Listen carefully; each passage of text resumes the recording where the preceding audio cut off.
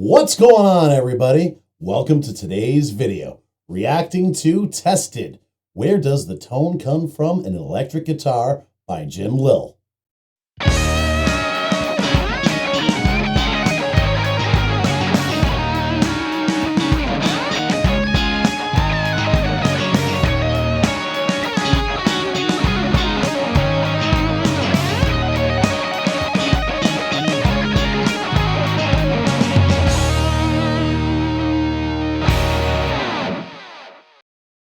So what's going on, everybody? Today we're going to be reacting to Tested. Where does the tone come from in an electric guitar by Jim Lill.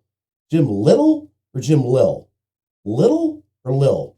I'm not sure. I'd say leave a comment below, but you'd still just be typing out L-I-L-L and wouldn't really be able to hear it that way now, would we? All right, so please do go and give Jim Little a sub. Go into the original video and make sure that you give it a like. I've included the link for the original video in the description below. Now, I know this video has been around for a very long time.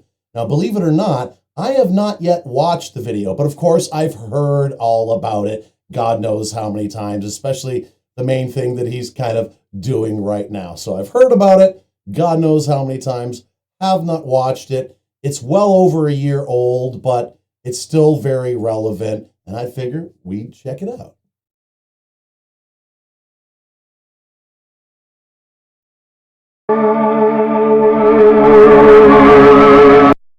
Over the holidays, I wanted to find out the truth about where the tone comes from in an electric guitar.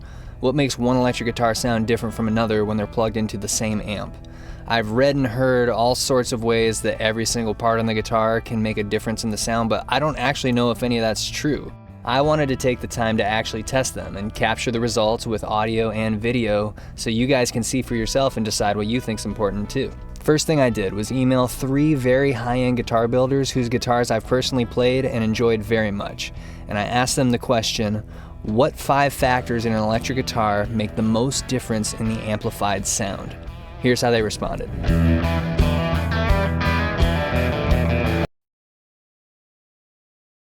Okay.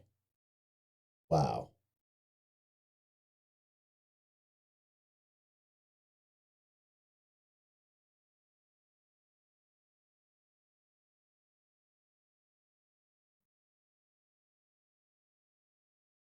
That is a lot of different things. They, and it doesn't surprise me that the guitar makers would actually put this many different things down on the screen because, of course, they're the guitar makers. They're the proprietors, pardon me. They're the ones that are trying to sell you something. And that's not to say that these things don't all really play that much of a difference in the tone, but that's what Jim aims to find out.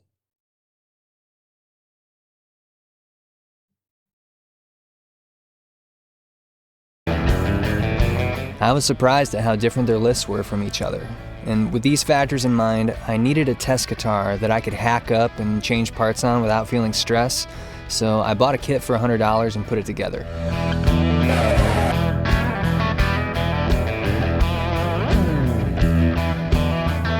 As a baseline, I tested it against my Tom Anderson Telly because almost everything about the Anderson is different than the parts caster.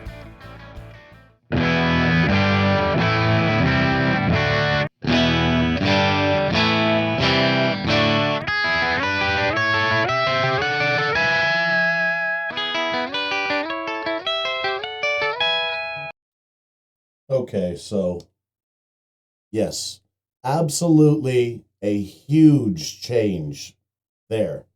No doubt about it. Is that mainly output though, too?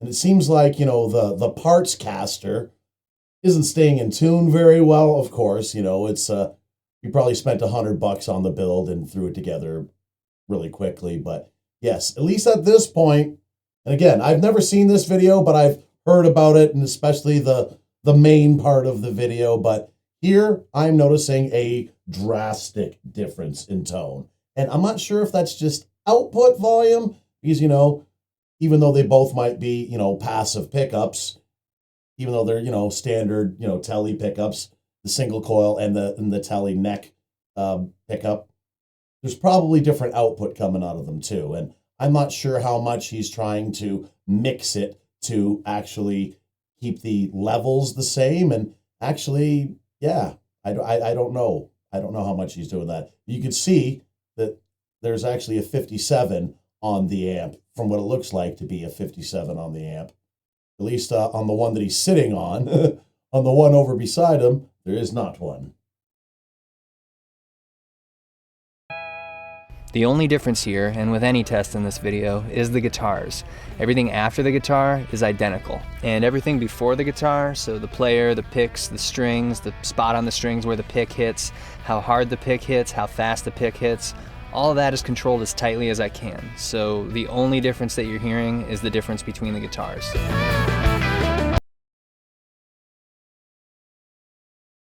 Pausing just a little bit so everybody can give it a good read.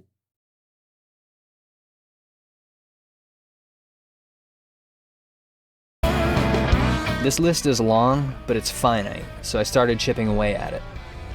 The first thing I did was replace the pickup in the parts caster with a Seymour Duncan vintage stack and tested that.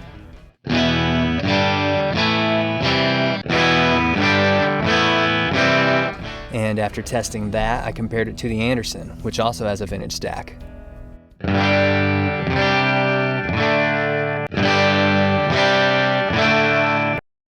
All right. Now there, I'm noticing very little. Now again, everybody, if you are all watching this video, if you're doing it just on the built-in speakers of your smartphone, you're not going to hear anything of a difference. For any sort of test like this, where we're really trying to really pinpoint the audio to a fine thing, get yourself some good earbuds or listen to it on a proper sound system on your TV through YouTube with, some sort of surround sound or proper sound system. Because yeah, on this one, I'm not hearing that much of a difference.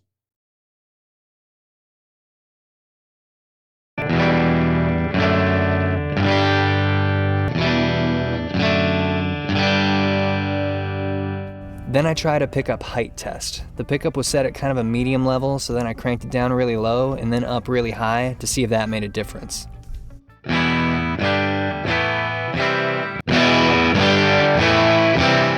After that, I continued forward through a bunch of tests, including sanding the headstock down to a normal shape.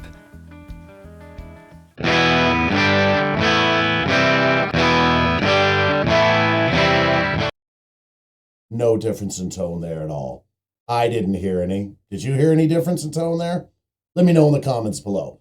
But with that, I didn't even know that I necessarily heard any difference in tone. In tone with the pickup height. Output, yes. That's the thing, is a lot of the times people think that output equals tonal change. No, it's just louder. But our ears hear the louder thing and like, oh, I like that better. So again, is there any real tonal difference between the two of them? You got a little more natural breakup because it was a lot louder because the output with the different pickup heights. But I don't think that much difference in the tone. And with the changing of the headstock, myself, zero change in tone is what I noticed personally. I noticed zero change in tone. Having a loose versus tight neck joint.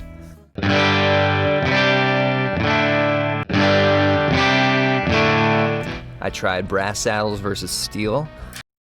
I heard no difference there. Did you? Let me know.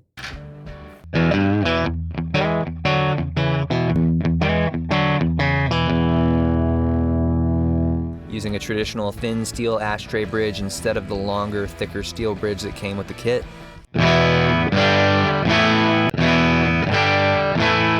I tried top loading the strings versus putting the strings through the body.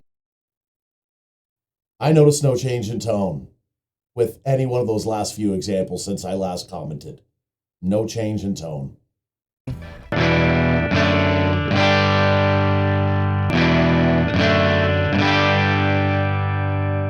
And I tried using a strap bridge with no plate. No difference. When I did the no plate test, the crude pickup mount I fashioned wasn't very stable, and I couldn't keep the pickup in one spot.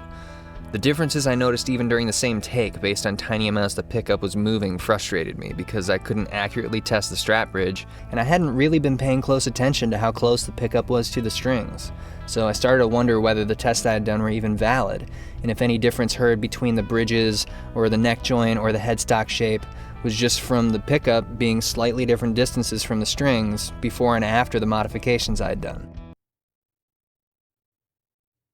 Again, I don't think that will really be a thing myself. Again, I think it'll be just a matter of the output. Because absolutely, you got the pickup higher, you're getting a higher output. You got it lower, you're getting a lower output. I don't know how much sonically it changes. Like I said, with the exception of higher output is going to give it more of a chance for some nice breakup. You know, maybe that edge of breakup even when you're on a clean sound kind of thing. But I'm not sure how much that really affected the tone of his experiment, if at all, really. This came to a head when I was testing necks, and I'd put the parts caster neck on my blue Strat copy to see how much difference an unfinished maple fretboard neck had from a finished rosewood fretboard neck. The heel angle didn't exactly match, so the action was ridiculously high, and I made the prediction before testing that with the strings so far away, the tone would sound weaker no matter what the differences in the necks were.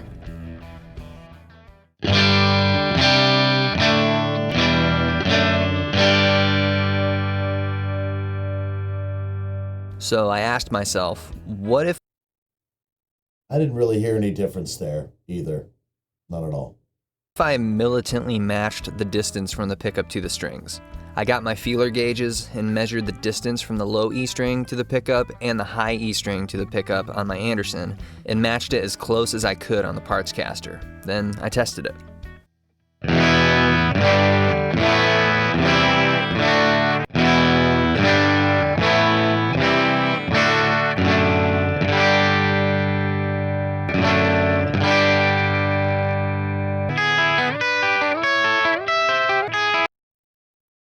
That last sample of examples, no difference.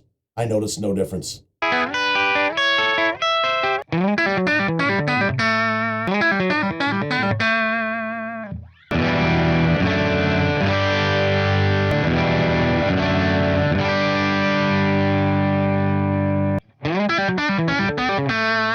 difference. No difference. This was a turning point for me. There were a lot of things different about these two guitars, and not a lot that was the same. At this point in testing, here's a list of all the things that these two guitars had in common. All right, gonna keep this paused for a little bit, so if you want to take a look-see.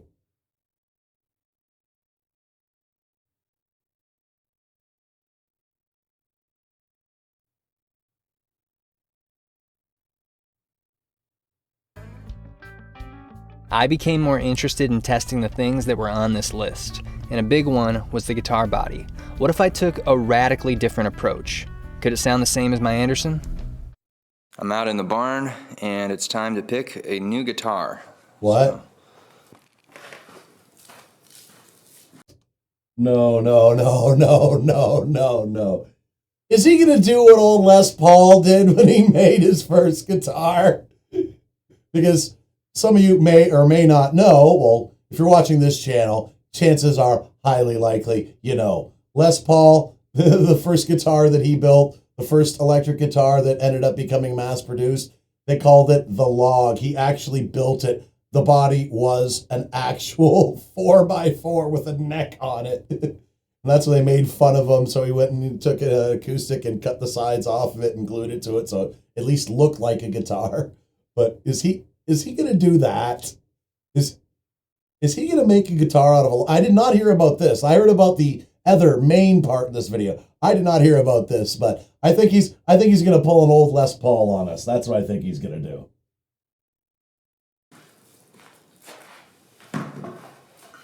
This one looks good to me.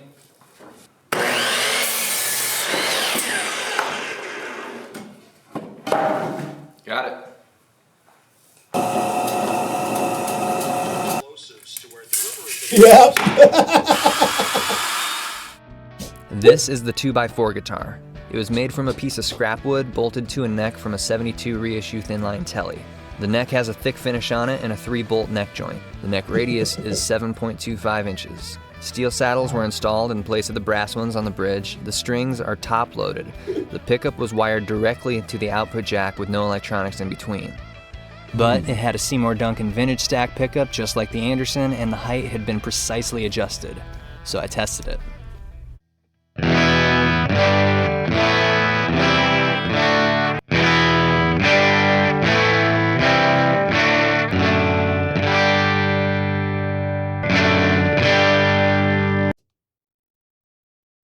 Wow. Wow. Next to almost no difference at all.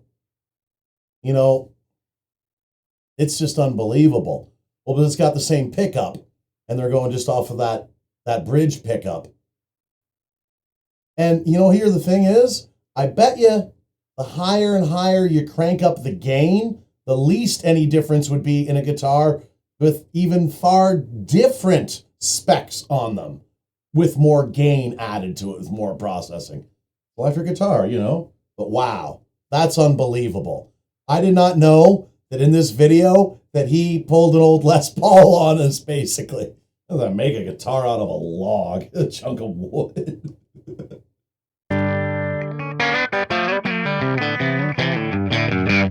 I couldn't get it to exactly match. I thought maybe the bodywood does play a role, or maybe it's something to do with the neck finish. I don't know. It sounds really, really, really close to me, and I've got some pretty decent in-ear monitors that I'm listening to this. It's I don't know. It's pretty freaking close. I don't really notice that much of a difference. The first example he had when he had the parts caster out, when he first had that parts caster out, then you could really tell. Then you could really, really tell.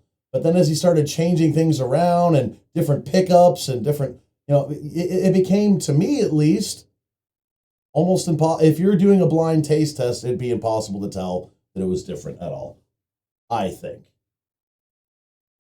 But I was hearing a harsh top end, so my thought was that maybe it's because I wired straight from the pickup to the output jack and didn't include any electronics to bleed highs off to ground. So I installed electronics. Tone the volume.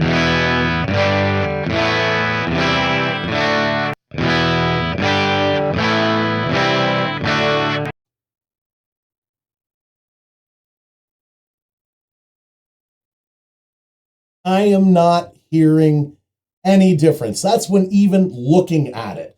If it was a blind taste test, so to speak, a blind taste test where you had no idea which one is it, A or B, I don't know. They both sound the friggin' same to me.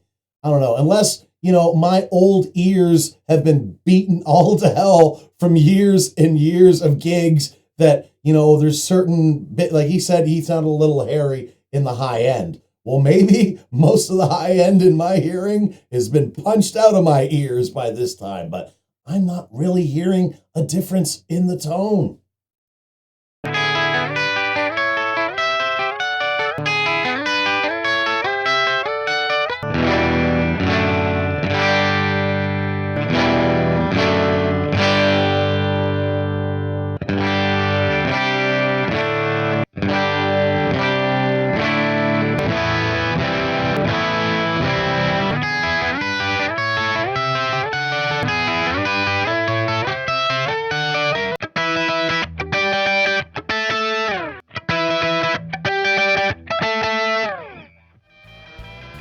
This was the bingo moment for me. I had the data. I captured it on video. You just saw it. At this point, here's what the two guitars did have in common. Okay, again, I'm gonna pause so that everybody can see that. But my God, man, like I said, the more and more gain that you add to your amp, to your signal chain, the less and less you will be able to tell the difference from one guitar to the next. Unless you're going an extreme like a humbucker pickup to a single coil or vice versa. Then, okay, it's kind of obvious then. But Yeah, those examples, I did not notice any real tonal shift. That's a pretty small list. I was satisfied with my research and ready to stop, but I had this voice in my head of all the players and builders out there who have thought about electric guitar a certain way for much longer than I have, and that seeing a 2x4 plank guitar still might not be a grand enough gesture to push past deeply rooted beliefs, so I went even farther for one last test. This is the air guitar. Now, this is the part, not only in the thumbnail, but that I heard about from everybody for over a year since this video came out. This was a tough pill to swallow for a lot of guitar players, for a lot of builders, especially all those Tonewood people. Yeah, this is the part that I already kind of know about. Not kind of know about, but yeah. I made it out of a bench and a shelf. My dad made the bench in 1990 for repairing motorcycles. The shelf is upside down, sitting on two chairs and weighted down with a pair of Honda engines. The ends of the shelf are braced against the bench with 2x4s so the strings don't pull the shelf closer to the bench when tuned up. The headstock is a piece of wood with tuners put in it. The nut is the bottom half of a metal locking nut meant to go with the Floyd Rose type bridge. Okay. 25.5 inches away are the steel saddles on the steel top-loaded bridge with a Seymour Duncan vintage stack mounted in the plate, and all of that screwed into the bench. The pickup is wired to a disembodied tele control plate with a 250K volume pot. This is wired to a jack, and a guitar cable goes from the jack straight to my combo amp. The air guitar was tuned to open D, and so was my Anderson Tele. I matched their pickup heights and strummed an open chord on both multiple times on the same spot on the strings.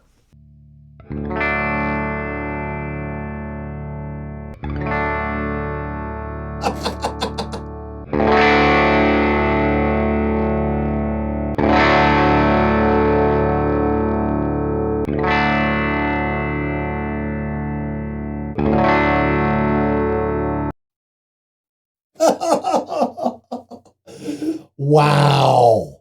Just wow. You know what? Just wow.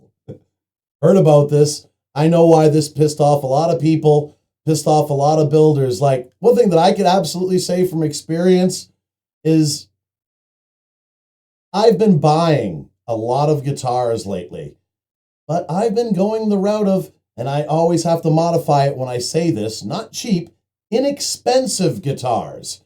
Because remember hearing about all this and hearing that Tonewood doesn't really make a difference at all. Like I said, I heard about this video and it was dispelled by that, but actually hearing it and seeing the example in real time is freaking mind-boggling. It really is a huge eye-opener. But anyways, CNC machines are making guitars, and they're doing it quite well, and we're using cheaper woods because Tonewood doesn't really matter. So now, because of all these things, really good guitars with locking tuners and Floyd Roses for a couple $100. Kind of fantastic when you think about it. Like myself, I would not want to spend $4,000 on a Gibson. I'd rather buy 10 or 15 inexpensive guitars for that instead, you know. That's just me though, but that's a great part of the reason the whole cheap guitar or inexpensive guitar thing is becoming so big now. And there's so many YouTubers like me that are showcasing inexpensive gear, inexpensive guitars, because they're really good. Back when I was a kid, if you bought a guitar for $200, even if you brought it to a guitar tech, they wouldn't be able to do much of anything with it. It was a piece of junk. And obviously, that wasn't because of the wood. It was because how cheaply it was manufactured. But now, we got CNC machines, you know, and the wood, whatever, throw whatever into it, pass the savings on to the consumer.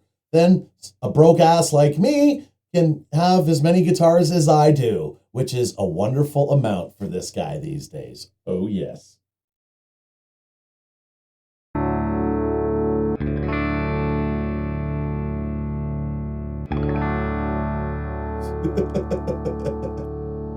Here are the things that the Anderson and the air guitar had in common.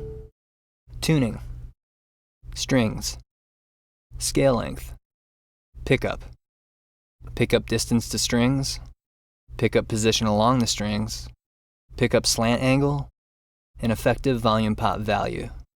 In the future, I'll be looking deeper into these factors. Hopefully you'll join me.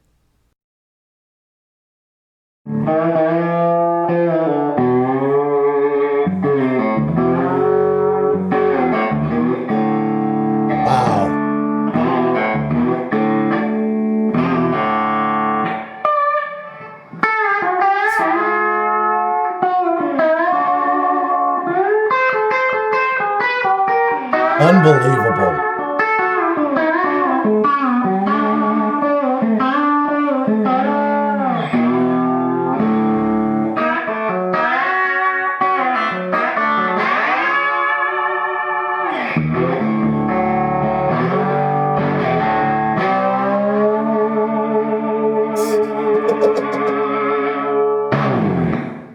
That's awesome. It's crazy. It's freaking crazy. Wow. Again, now I'm seeing why this got everybody's panties in so much of a bunch. Wow. Wow, wow, wow, wow. I heard about it for a long time, but still seeing it and hearing it, and also not knowing anything about the 2x4 guitar. He went all Les Paul on us. Unbelievable. So yeah. And I know this is an older video, but it's a pretty huge video, especially for us, musician guitar YouTubers. It's kind of kicked up a lot of dirt about a lot of things and is actually affecting a lot of my YouTube work too, because, I'm purchasing a lot of inexpensive guitars for myself these days, knowing that the wood doesn't really matter. And, there's a lot of guitar makers that are making things with cheaper woods, with CNC machines, and they're doing a good job with quality control, and it's all good. Unbelievable. I already knew about that going in, about the air guitar between the two tables, but still, I'm still just like, what the? It actually sounded really good. Freaking crazy. So anyways, I'm surprised that Jim Lill doesn't have a lot more subs than he does. What does he have only? He only has I think it's only not even a couple 100,000. Yeah, 163K? Well, this video alone got 2.1 million views. So, okay, hey, everybody, go and subscribe to Jim Lill. Give the original video a like. I got a link in the description with the original video. And please also give a comment to this video on whatever reaction videos you'd like to see me do next. Thanks for checking out this video. If you like what you saw, please subscribe, click the notification bell, like, comment, and share. It doesn't cost a thing and would really help out the channel. Also, please subscribe to my other channel, GK Mac Music, for some live looping live streams with a side of jackassery, some original music, and some short content, also with a side of jackassery. If you'd like to help out the channel financially, you can buy some merch at the merch store, or you can become a channel member. As always, everyone, thanks so much for your continued support. Do what makes you happy.